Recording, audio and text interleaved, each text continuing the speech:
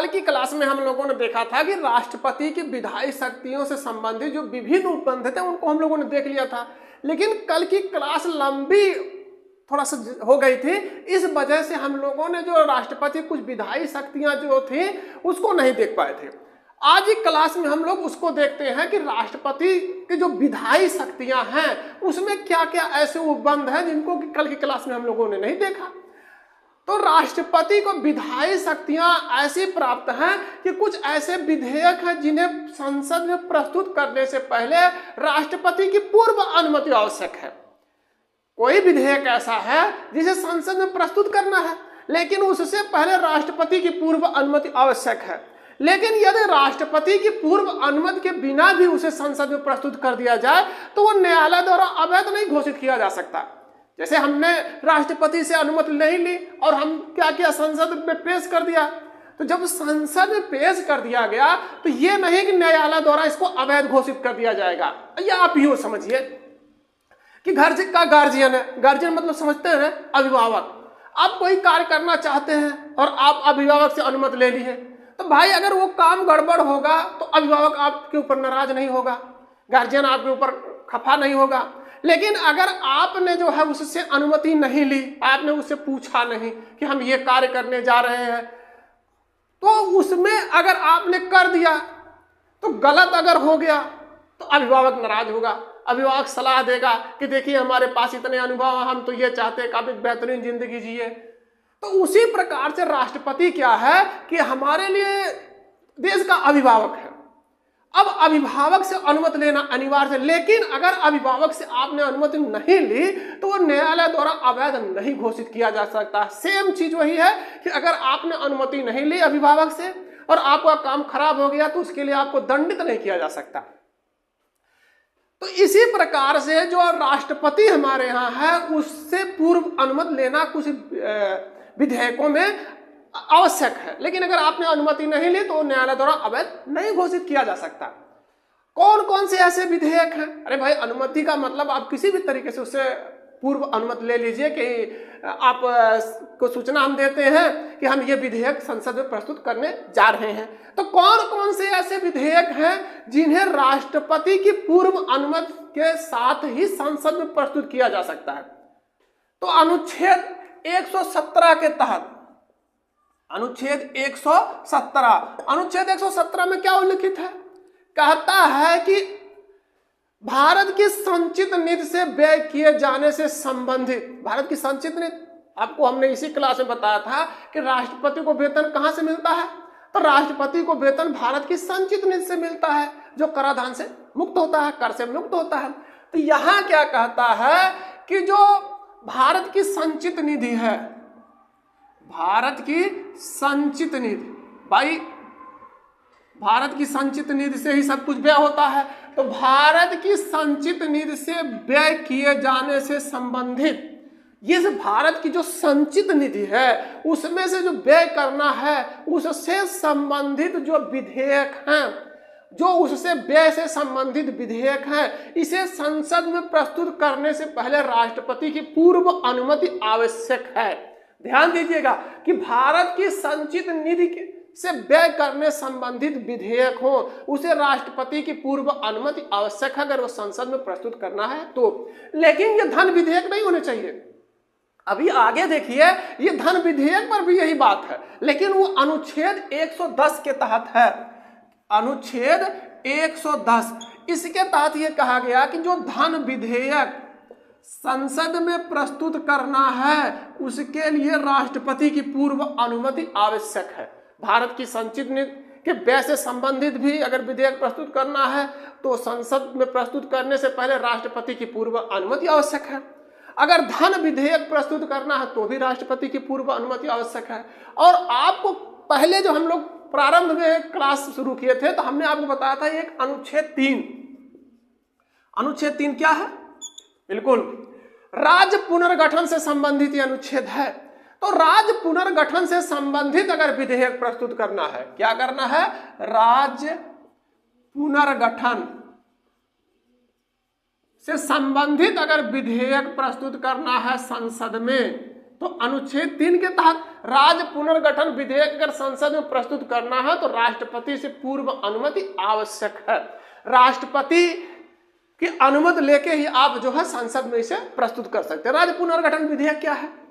किसी राज्य की सीमा क्षेत्र में परिवर्तन, जैसे राज्य की सीमा क्षेत्र में परिवर्तन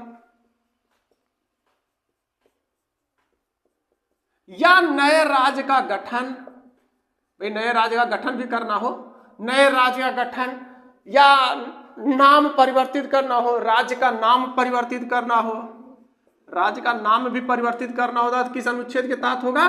तो अनुच्छेद 3 के तहत संसद में जो विधेयक प्रस्तुत किया जाएगा उससे पहले राष्ट्रपति की पूर्व अनुमति आवश्यक है। और कौन सा है? तो अनुच्छेद 274 में क्या है भाई? कहता है ये तो कराधान से संबंधित है, कराधान कर वाला मामला है।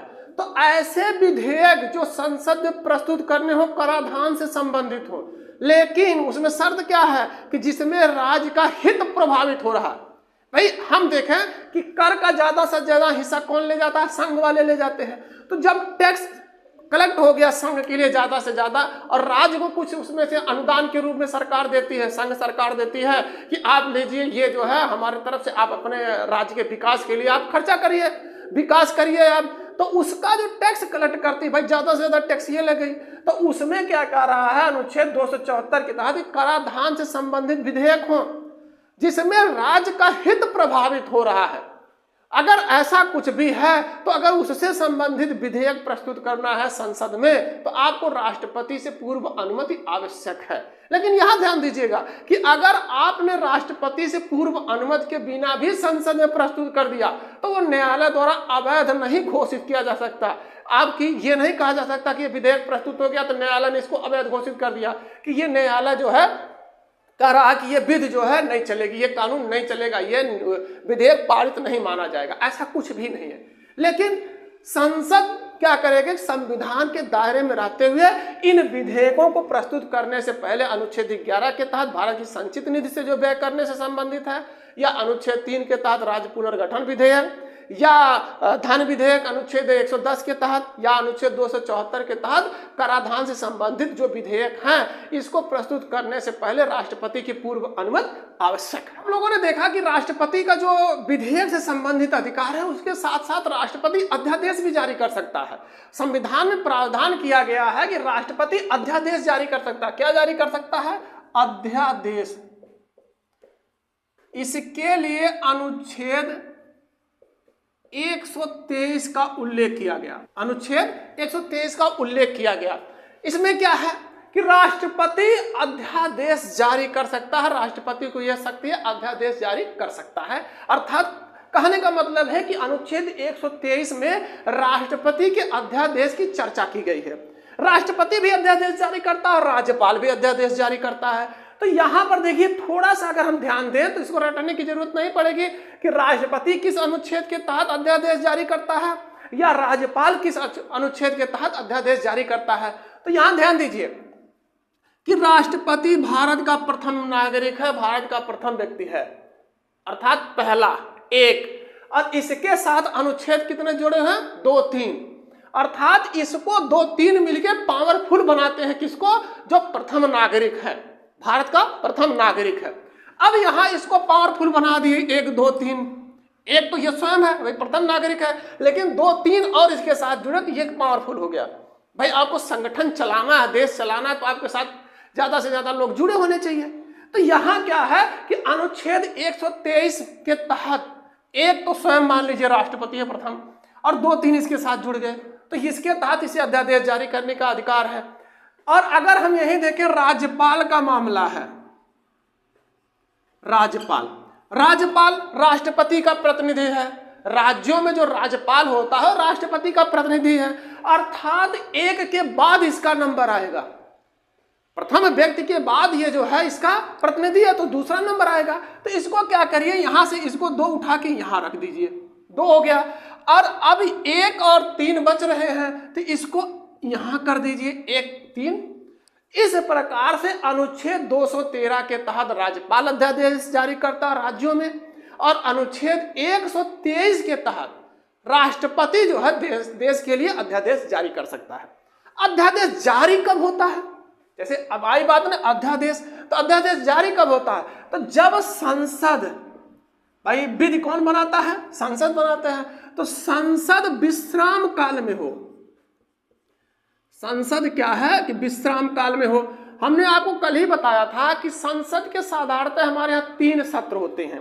कौन सत्र होते हैं? तो एक होता है बजट सत्र, बजट अधिवेशन, बजट सत्र। ये कब से कब चलता है?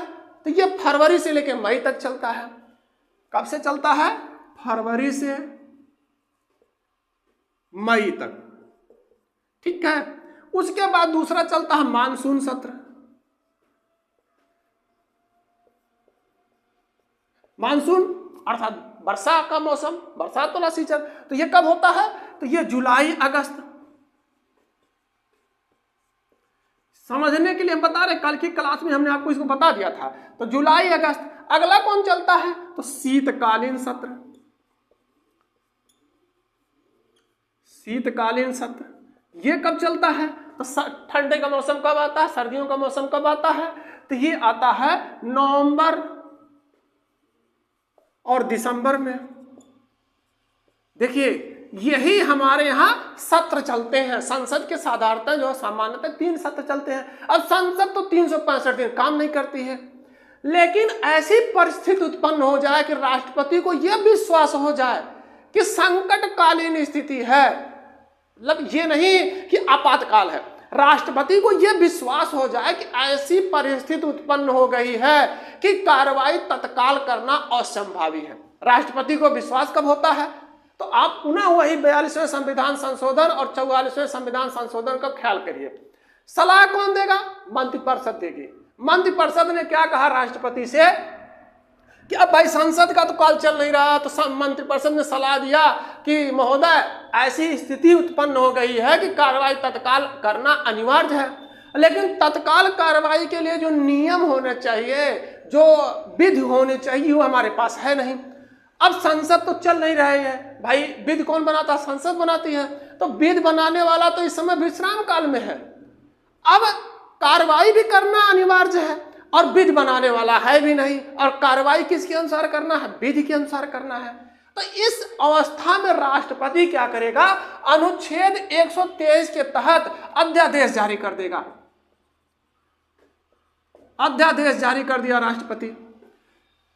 भाई अब 365 दिन चल नहीं रही थी संसद, इसलिए अनुच्छेद 123 के तहत राष्ट्रपति ने क्या किया? अध्यादेश जारी कर दिया।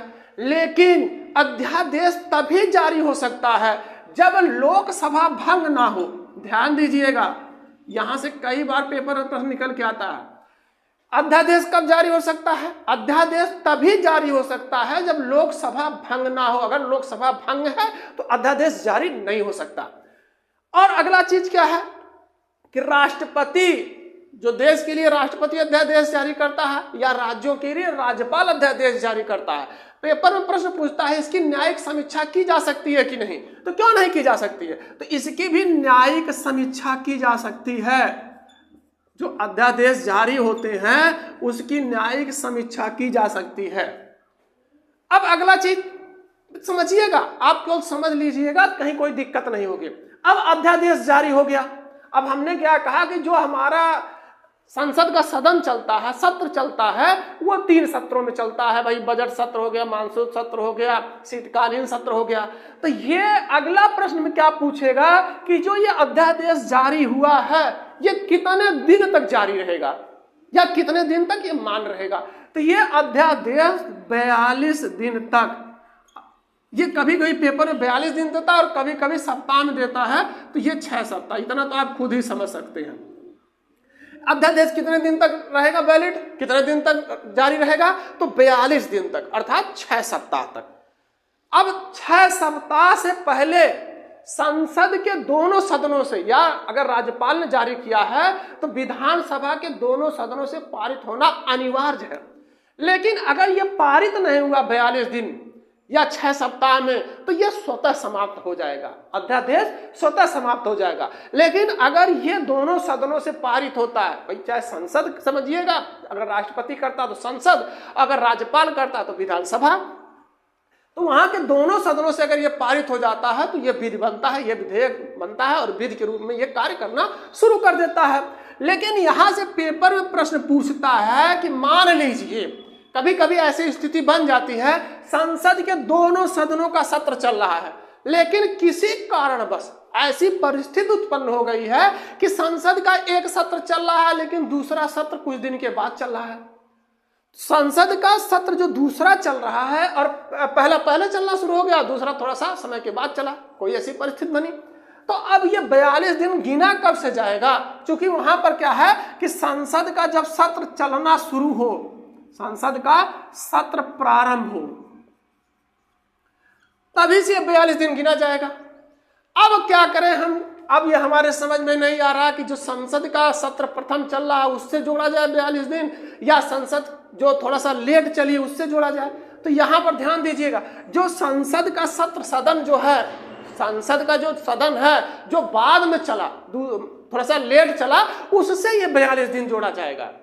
अब अगर हम देखें तो हमने क्या कहा कि ये 42 दिन तक वैलिड है।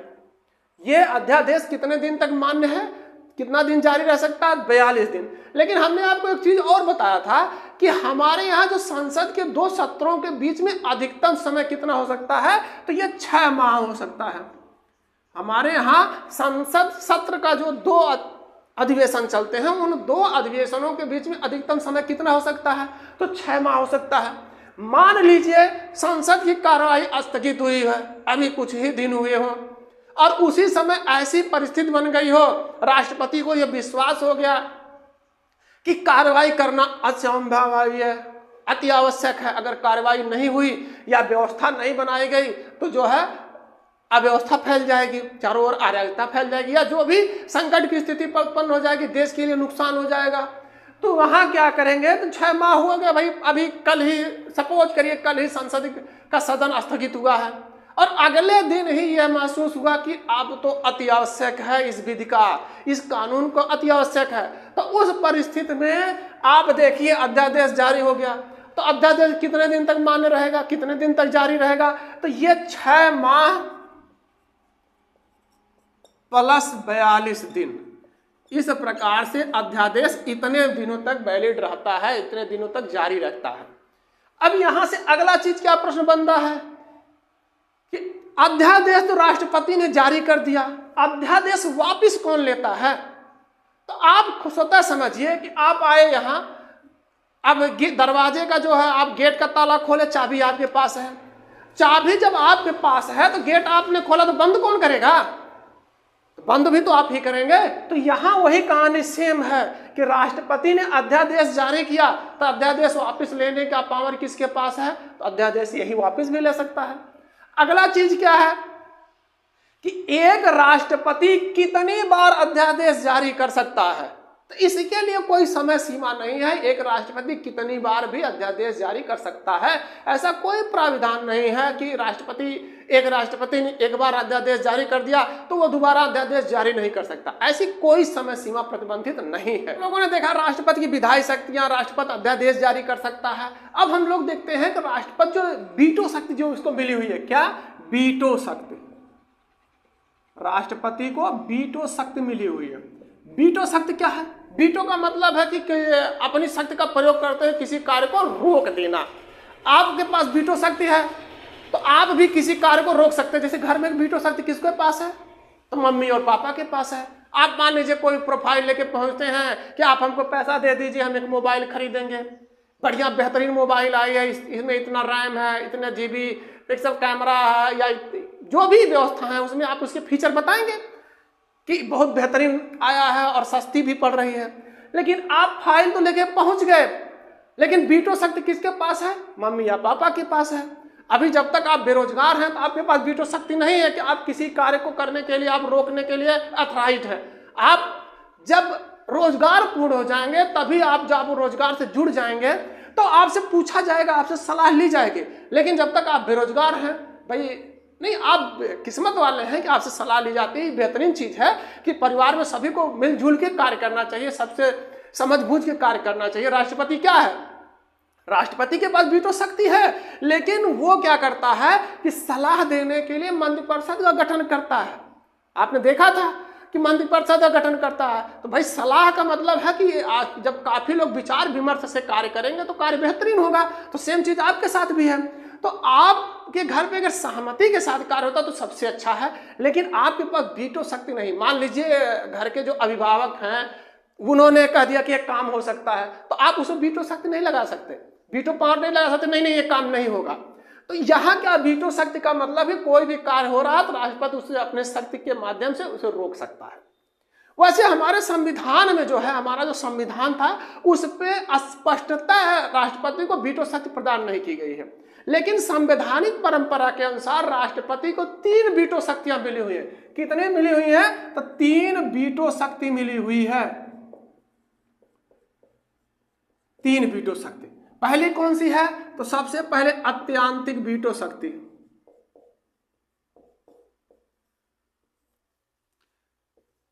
सबसे खतरनाक जो है वीटो शक्ति ये है। खतरनाक कैसे है?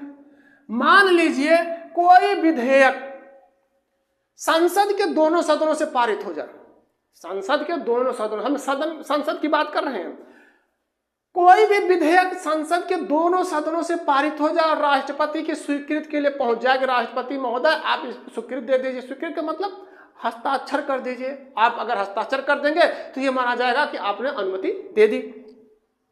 अब कोई भी विधेयक संसद के दोनों सदनों से पारित हो गया और राष्ट्रपति की स्वीकृति के लिए पहुंच गया, लेकिन राष्ट्रपति ने उससे स्वीकृति ही नहीं दिया।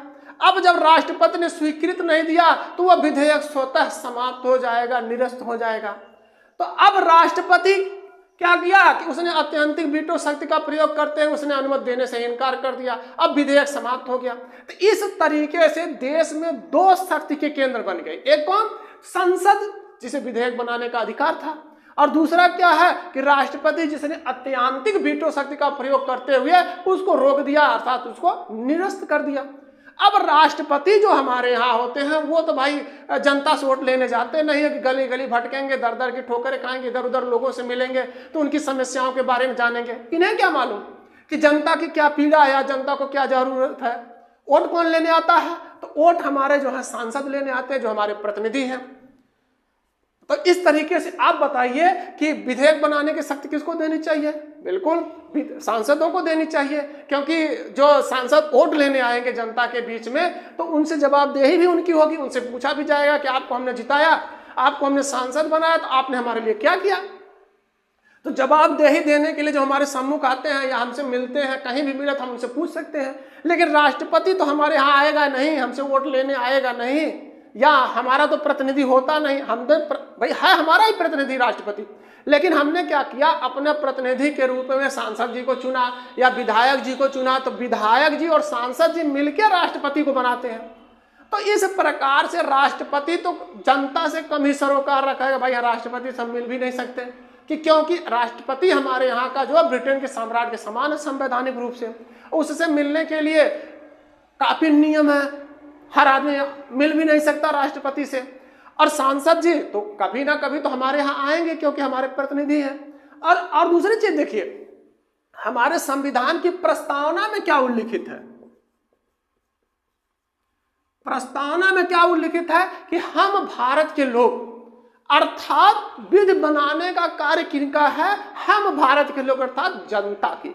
अब भाई जनता तो संसद में जा नहीं सकती क्योंकि इतनी बड़ी जनसंख्या है, और इतनी बड़ी जनसंख्या को और सभी को लेकर के संसद भवन में बैठाया जाए तो जगह ही नहीं मिलेगी। तो इसके लिए क्या प्रावधान किया गया कि हम लोगों ने अपना प्रतिनिधि चुना और प्रतिनिधियों को क्या कहा कि आप हमारे लिए जो है विधि बना सकते हैं, कानून बना सकते हैं। लेकिन यहाँ क्या हुआ कि राष्ट्रपति ने अत्यंतिक वीटो का प्रयोग करते हुए विधि बनाने ही नहीं दिया। अब इस तरह के जो शक्ति के 2 केंद्र उभर के आ रहे थे, तो ये जो है हमारे लिए कठिन हो गया, शासन सत्ता ही चलाना दुष्कर हो गया। तो ये जो अत्यंतिक वीटो शक्ति थी इसको समाप्त कर दिया गया। ये हमारे मूल संविधान में था। पहले जो हमारा संविधान था ये हमारे मूल संविधान में था, इसको अब समाप्त कर दिया गया। आपने देखा कि कितना खतरनाक वीटो है ये। शक्ति का ही 2 केंद्र इसने बना दिया, एक राष्ट्रपति और दूसरा संसद। अगला हम देखते हैं निलंबनकारी विधेयक। निलंबनकारी वीटो शक्ति, विधेयक नहीं वो है, वीटो शक्ति। हमने जो कहा निलंबनकारी विधेयक, वो विधेयक नहीं, निलंबनकारी वीटो शक्ति।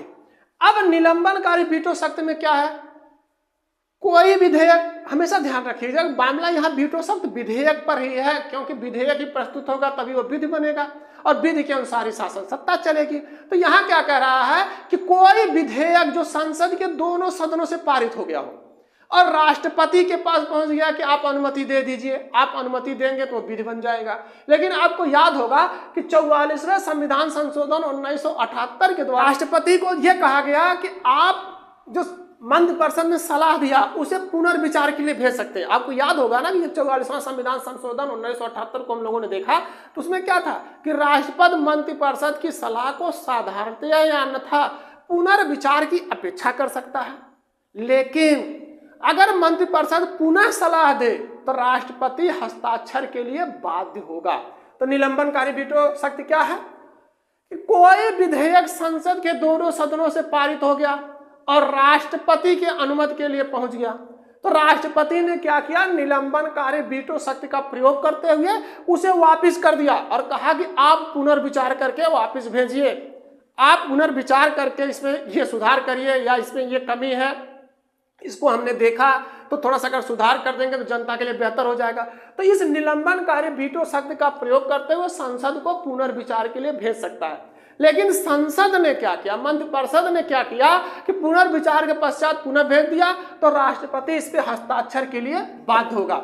यहां से पेपर में प्रश्न पूछता है कि निलंबनकारी वीटो शक्ति का सर्वप्रथम किसने किया, तो भारत के जो राष्ट्रपति थे श्री वेंकट रमन,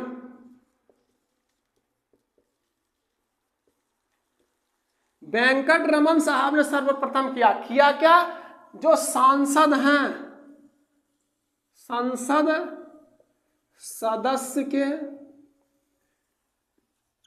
पेंशन संबंधित विधेयक पर, पेंशन संबंधित विधेयक पर इन्होंने इसका प्रयोग किया था निलंबनकारी वीटो का।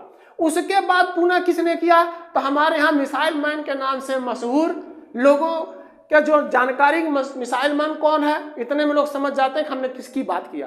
तो मिसाइल मैन के नाम से मशहूर डॉक्टर एपीजे अब्दुल कलाम,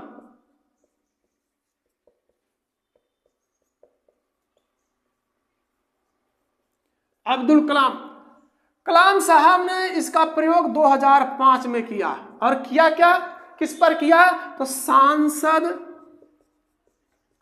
अयोग्यता निवारण अधिनियम में किया था। 2005 में सांसद अयोग्यता निवारण अधिनियम 2005 में आया था, तो उसी पर इन्होंने इसका प्रयोग किया। यहाँ एक चीज ध्यान दीजिएगा, यहां पर एक चीज ध्यान दीजिएगा, निलंबनकारी वीटो शक्ति वहां पर प्रयोग नहीं होती, कहां पर, अनुच्छेद 111 पर नहीं लागू होती है। अनुच्छेद 111 के तहत वो निलंबनकारी वीटो शक्ति से बाहर आते, क्या, धन विधेयक हो या संविधान संशोधन विधेयक हो। कौन से, धन विधेयक या संविधान संशोधन विधेयक, इन पर जो है राष्ट्रपति निलंबनकारी वीटो शक्ति का प्रयोग नहीं कर सकता। धन विधेयक भी पारित हो जाएंगे और इस पर पुनर्विचार के लिए नहीं भेज सकता है राष्ट्रपति, और संविधान संशोधन विधेयक को भी राष्ट्रपति पुनर्विचार के लिए नहीं भेज सकता है। अगला हम वीटो देखते हैं, जेबी वीटो। जेबी वीटो, इसे पॉकेट वीटो भी कहते हैं। आप पॉकेट वीटो से समझिएगा, आसानी से आपको समझ में आ जाएगा। कहता है कि कोई भी विधेयक संसद के दोनों सदनों से पारित हो, विधेयक संसद के दोनों सदनों से पारित हो गया, वो राष्ट्रपति के पास पहुंचता है कि आप हस्ताक्षर कर दीजिए जिससे ये विधेयक विधि बन जाए।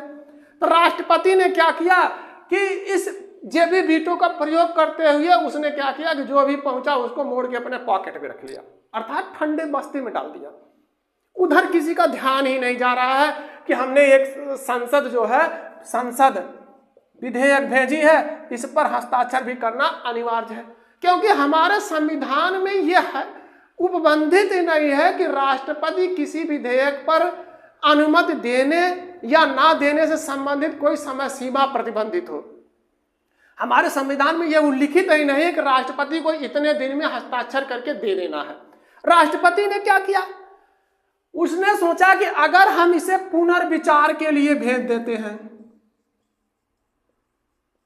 अगर राष्ट्रपति पुनर्विचार के लिए भेज दे तो 44वें संविधान संशोधन 1978 के द्वारा क्या प्रावधान हो गया कि अगर मंत्रिपरिषद ने पुनः सलाह दे दिया, क्या किया कि सलाह दे दिया, अब तो आप फंस गए कि नहीं फंस गए। अगर पुनर्विचार के बाद उसने सलाह दिया कि नहीं आप इस पे हस्ताक्षर के लिए हम आपके पास भेज रहे हैं, तो आप हस्ताक्षर के लिए बाध्य हैं। लेकिन जेबी वीटो में क्या किया राष्ट्रपति ने क्या किया कि पुनर्विचार भी नहीं करने के लिए भेजा। राष्ट्रपति महोदय ने उसको उठा के सीधे अपने पॉकेट में डाला और किसी को बताया भी नहीं हमने कहाँ रखा।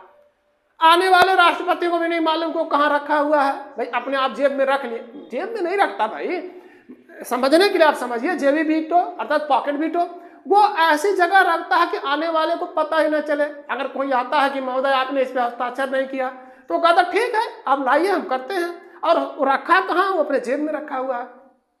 तो इस प्रकार से ये तो है नहीं कि उस संविधान के दायरे में है कि आपको नहीं इतने दिन में हस्ताक्षर करके भेज ही देना है, ऐसा कुछ भी नहीं है। तो उसने क्या किया, उसको ठंडे बस्ते में डाल दिया और ऐसे विधेयक अटका पड़ा रहेगा। भाई विधि तभी बनेगा जब राष्ट्रपति ने उस पर अनुमति दे दिया, हस्ताक्षर कर दिया, तभी तो विधि बनेगा। लेकिन राष्ट्रपति ने यहाँ क्या किया कि विधेयक जो आया, विधेयक आ गया राष्ट्रपति के पास अनुमति के लिए, तो राष्ट्रपति ने उसे क्या किया, फोल्ड किया और उसको ठंडे बस्ते में डाल दिया। तो इस प्रकार से इस शक्ति का प्रयोग करते हुए राष्ट्रपति, एक देहातों में कहावत नहीं है कि ना खेलना न खेलने देंगे, खेला ही बिगाड़ेंगे। तो ये विधेयक क्या हुआ कि राष्ट्रपति ने पुनर्विचार के लिए भेजा भी नहीं और यहां वो हस्ताक्षर करके अनुमति भी नहीं दे रहा कि नहीं ये विधेयक विधि बन जाए, और यहां संविधान में प्रावधान भी नहीं कि इतने दिन में आपको हस्ताक्षर करके दे देना, उसे ठंडे बस्ते में डाल दिया। इस जेबी वीटो का सर्वप्रथम प्रयोग किसने किया, श्री ज्ञानी जैल सिंह ने किया।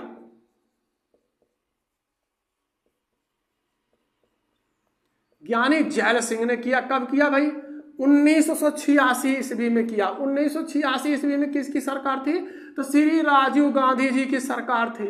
राजीव गांधी जी से कुछ इनकी अनबन थी। वैसे ये गांधी परिवार के करीबी माने जाते थे। तो जब राजीव गांधी जी की सरकार थी तो उन्होंने एक विधेयक प्रस्तुत किया, डाक संशोधन विधेयक।